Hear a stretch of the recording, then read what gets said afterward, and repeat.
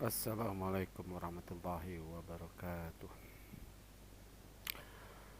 Ya, kehidupan dunia ini memang sangat beragam sekali ya. Banyak sekali yang manusia inginkan. Banyak termasuk kita juga banyak sekali yang kita inginkan.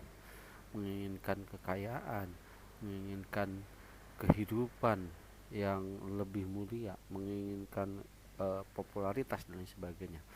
Apalagi eh, sesuatu yang abadi ini. Ini saya lagi searching tentang keabadian. Ini ada searching, saya mencari sebuah apa namanya artikel tiga kisah tragis manusia yang berusaha hidup abadi dan hindari kematian. Ini kita tahu bahwa kullu nafsin dha'iqatul maut, itu setiap jiwa manusia itu tetap akan mati. Dan kalau sekarang kita apa namanya sebagai umat muslim itu kan tahu siapa sih sampai dengan sekarang itu yang eh, sampai sekarang masih hidup gitu. Di kisahnya dalam muslim itu mungkin bagi sebagian yang non muslim tidak percaya ya, karena emang udah kafir ya, tertutup gitu hatinya tentang kepercayaan tentang akidah ini. Jadi ada beberapa eh, orang saja yang Allah pilih, yaitu yang sepanjang saya tahu itu Nabi Khidir, Nabi Isa ya. Nabi Isa, kemudian eh, ya di antara itu ya Nabi Khidir, Nabi Isa itu masih ada, masih hidup gitu selama kehidupan dunia ini. Nah, tentang keabadian dan tentang kematian ini erat kaitannya dengan antara kematian dan keabadian hidup ya, antara hidup dan mati. Ini kita kaji. Yang pertama adalah tentang mati dan hidup. Ini di pesantren kita saya lihat ini di sini, cek di Al-Qur'an Al-Baqarah ayat 28. Nah, di sini kamu bisa lihat ya. Nah, ini saya zoom ya, sedikit zoom 28. Nah, kaifa takfuruna billahi wa kuntum amwatan wa fa'ahyakum summa yumitukum summa yuhyikum summa ilahi turja'un. Nah, yang artinya mengapa kamu kafir kepada Allah. Jadi kafir itu maksudnya adalah menutup untuk tidak percaya kepada Allah, padahal kamu tadinya mati lalu Allah menghidupkan kamu, kemudian kamu dimatikan, dan dihidupkannya kembali, kemudian kepadanya lah kamu akan dikembalikan. Jadi dari ayat-ayat ini bisa dipahami, bisa disimpulkan bahwa kita itu tadinya tidak ada, kemudian kita hidup di dunia, kemudian Allah matikan kita karena kullu nafsin da'iqatul maut. Itu maksudnya Allah mematikan kita ketika kita di dunia dimatikan. Kemudian kita dihidupkan lagi. Nah, di kehidupan kedua, ini di kehidupan kedua ini bukan kehidupan kedua yang digambarkan oleh orang lain non muslim ya, seperti film Dragon Ball itu di kehidupannya kedua, itu bukan. Itu kehidupan kedua itu adalah eh, alam akhirat ya. Di kalau alam akhirat itu awalnya di alam barzah ya, alam barzah, alam mahsyar, nanti alam akhirat antara surga dan neraka. Nah, itu jadi jelas kita itu adalah makhluk abadi. Jadi makhluk abadi. Nah, kemudian ketika kita menginginkan sesuatu yang abadi, banyak ya, banyak orang yang menginginkan sesuatu yang abadi, kekayaan yang abadi, popularitasnya yang abadi, ditakuti banyak orang selama-lamanya, sampai ada, saya suka aneh juga ya, bagaimana pemikiran mereka. Seseorang yang udah tadinya ditakuti semasa hidupnya, udah mati juga masih ditakuti gitu. Ya gimana ya, itu pemahaman beberapa orang yang apa namanya kurang memahami sesuatu hal dan menyikapinya dengan hal yang lebih positif. Jadi kembali lagi kepada sesuatu yang abadi. Jadi kita adalah salah satu makhluk yang abadi. Jadi agar kita mendapatkan kebahagiaan yang abadi. Jelas ya, ada mungkin kalian juga tahu dalam Al-Qur'an disebutkan tajri min tahtihal anharu khalidina fiha abada. Jadi di ayat tersebut dijelaskan bahwa kita akan hidup abadi di nanti di akhirat gitu. Jadi bekal kita agar kita bahagianya abadi di akhirat itu apa gitu. Ya salah satunya kebaikan, amal ibadah kita yang mengantarkan kita agar mendapatkan kebahagiaan abadi. Oke, kita lanjut kajiannya di Pondok Pesantren Digital tentang pencarian kata dalam Al-Quran. Nah, sini udah dibuka ya. Nanti kalau yang belum tahu, kita di ini tampilannya jika diperbesar ini kalau di komputer ini tampilannya seperti ini, mirip dengan tampilan kalau di gadget atau HP Anda ya. Begini tampilannya. Jadi tidak ada menu seperti kalau seperti ini. Jadi tampilannya seperti ini. Kalau di sini ini pilihnya langsung klik ini ya, klik ini pilihnya langsung pencarian kata dalam Al-Qur'an. Tapi kalau umpamanya tampilannya seperti ini, kamu di sini klik pencarian kata dalam Al-Qur'an. Munculnya seperti ini. Nah, maksudnya kita akan cari kata abadi. Ntar, ini munculan seperti ini ada gambar keyboard itu berarti pencarian berdasarkan ayat ya. Ini ada karena dalam pencarian ini ada berdasarkan ayat, ada berdasarkan terjemah. Kita cari berdasarkan terjemah ya. Karena yang kita akan cari itu eh, kata abadi. Kata bahasa Indonesia abadi. Ini udah saya ketikkan ya, abadi. Set. Di sini akan muncul ada 76. Ada 76 ayat dalam Al-Qur'an yang berkaitan dengan abadi. Nah, ini kita lihat cek ayat yang pertama yaitu surat Al-Fajr ayat 30. Wadkhuli jannati. Di sini di ayat ini tidak menjelaskan tentang abadi, tentang maksudnya tidak ada kata abadi. Cuman di sini di ayat ini mengandung arti keabadian. Wadkhuli jannati, ini artinya dan masuklah kamu ke dalam surga, negeri kenikmatan yang abadi. Jadi ini kalau arti terjemah aslinya kan wadkhuli, masuklah gitu, jannati, dalam surgaku. Jadi ini firman Allah ya. Jadi artinya tersebut cuman mengandung makna bahwa eh, di surga itu kenikmatannya abadi, ya jelas kehidupannya juga abadi.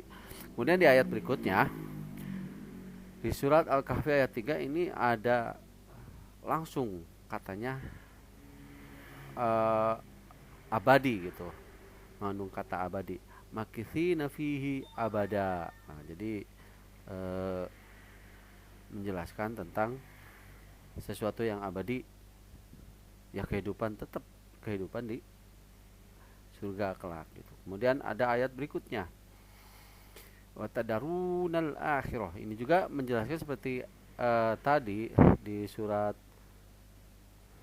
Al-Fajr itu menjelaskan tidak ada kata abadi, cuma menjelaskan ini tentang keabadian. Kemudian ayat berikutnya ada surat Ar-Rum ayat 14. Kemudian berikutnya ada Al-Hijr ayat 48 dan berikutnya pokoknya ini banyak sekitar 76 ayat yang berkaitan dan menjelaskan tentang abadi ya. Termasuk ayat yang familiar itu tajri min tahtial anharu khalidina fiha abada itu. Nanti kamu searching bisa, nanti kalau ya kita kaji bersama lah. Kita bisa sendiri, kamu bisa cari sendiri di sini di Pondok Pesantren Digital di pencarian kata dalam Al-Qur'an. Ataupun sekarang udah banyak ya kajian-kajian tentang religi, tentang Islam, itu banyak sekali. Carilah sesuatu yang kira-kira kamu bisa gitu, kamu mampu gitu. Kalau umpamanya karena emang ini menggunakan kuota ya, ya nggak apa, jangan terlalu memaksakan lah, ataupun jangan memaksakan gitu, walaupun ini hal yang baik sebetulnya, karena sebetulnya Al-Quran itu itu udah banyak ya, udah banyak. Mungkin kalau saya bisa dipastikan kalau anda itu muslim pasti ada punya Al-Quran di rumah, cuman masalahnya mungkin ada yang memiliki Al-Quran yang punya terjemah atau tidak. Dan saya sarankan jika kalian seorang muslim di rumah tidak ada Al-Quran, ya belilah Al-Quran lah gitu.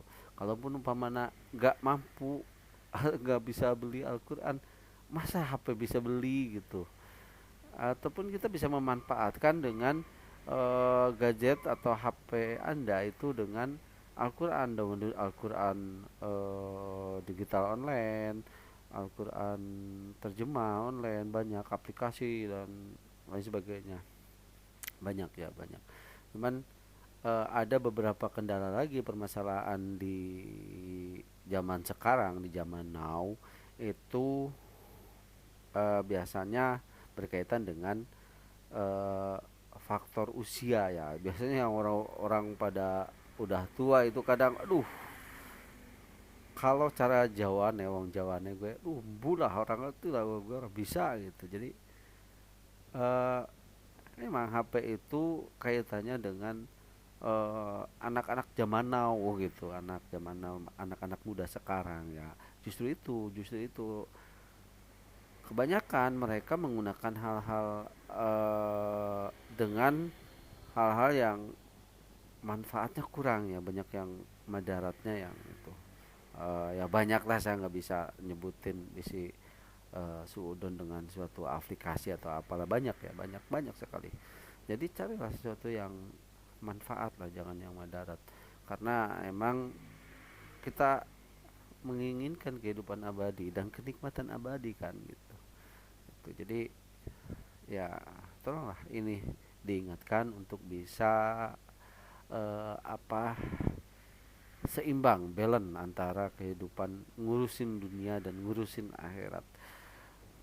Secara umum kita bisa lihat ya, bisa kita memperhatikan secara pribadi kehidupan kita itu dalam keseharian itu kita lebih banyak religinya atau duniawinya gitu. Dan itu mesti mesti ingat ya, bahwa kehidupan sehari saja itu bisa menggambarkan bagaimana akhirat kamu loh.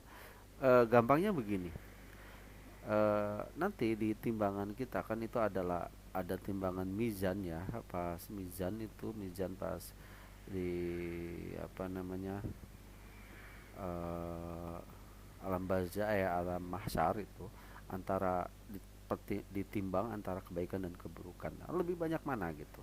Nah, ini itu kamu bisa gambarkan keseharian kita gitu. Kita sehari itu lebih banyak mana nih?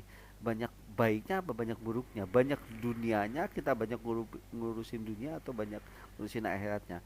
Bahkan di surat An-Najiyat ayat 28 disebutkan wa asara hayatad dunya fa inama jahima yal ma'wa. Jadi jika seseorang itu lebih condong kepada hal dunianya, maka tempat kembalinya itu adalah fa inama jahima yal ma'wa, neraka jahim. Naudzubillah min dzalik. Jadi ya kita sebagai manusia itu kan eh, saling mengingatkan ya. Wa ta'awanu 'alal birri wat taqwa wa ta'awanu 'alal itsmi wal udwan. Saling mengingatkan dalam ketakwaan dan kebaikan. Ya mudah-mudahan ini bisa bermanfaat ya. Karena kita kembalikan kepada sesuatu yang abadi. Bukannya tidak boleh kaya, boleh kaya. Nabi kita juga banyak yang kaya, Nabi kita juga kaya, sahabat Nabi kita banyak yang kaya. Bukannya tidak boleh populer, boleh, banyak yang populer, sahabat Nabi banyak. Amr bin As ya terkenal populer dengan strategi perangnya. Kemudian Abdurrahman bin Auf ya, orang terkenal populer dengan strategi bisnisnya. Kemudian eh, banyak sahabat Nabi yang populer gitu. Jadi kepopularitasan, kekayaan, eh, jabatan itu boleh, bukan tidak boleh, cuman harus seimbang. Jadi kalau ada pepatah pepatah baiknya begini, jika kamu pejabat, jadilah pejabat yang baik. Jika kamu pedagang, jadilah pedagang yang baik. Jika kamu seorang guru, jadilah guru yang baik. Jika kamu seorang artis, seorang yang populer, jadilah seorang yang populer yang baik gitu. Jadi eh, sesuatu sesuatu itu harus dikaitkan dengan kebaikan. Ya, ada gitu. Jangan jangan sampai eh, melakukan hal-hal yang tidak baik itu sebetulnya merugikan kita gitu. Seperti kita sholat itu kalau kita tahu ya, itu bukan hanya sekedar ibadah formal saja. Kita hanya kebanyakan orang kan gitu ya, kita bukan bukan sudon sama orang, karena saya tidak menyebutkan orangnya siapa, cuman banyak ya, banyak orang yang ini. Kenapa nyebut banyak? Berarti saya tahu kan, tapi saya tidak menyebutkan orang karena tahu itu kan memang banyak informasi informasi media sekarang. Masih begini banyak orang yang melakukan sholat hanya sekedar formalitas saja. Ya udah sholat ya udahlah, ini kan cuman kewajiban kita. Padahal sholat itu adalah sesuatu ibadah yang akan kembali kepada diri kita. Jadi ketika nanti di eh, apa namanya di alam mahsyar, yang pertama kali dihisab itu adalah sholatnya. Ketika sholatnya baik, makanya baik gitu. Jadi penting sekali sholat. Makanya di dalam Al-Quran itu eh, perintah sholat itu bukan bukan amilus sholat, tapi qiyamus sholat, yang artinya sempurnakan sholat atau bersungguh-sungguhlah dengan sholat, benar-benarlah dengan sholat gitu. Bahkan di surat Al-Mu'minun itu hanya orang-orang yang khusyuk lah yang mendapat, hanya orang yang khusyuk dalam sholatnya yang akan mendapatkan kebahagiaan gitu. Bahkan surat Al-Baqarah ayat 5, ulaika ala hudam mir rabbihim wa ulaika humul muflihun. Jadi dengan eh, ketakwaan salah satu dengan sholat itu orang akan mendapatkan petunjuk, dan petunjuk dari Allah ini yang maha segalanya, yang eh, holik, pencipta kita. Kita akan mendapatkan kebahagiaan yang sebenarnya.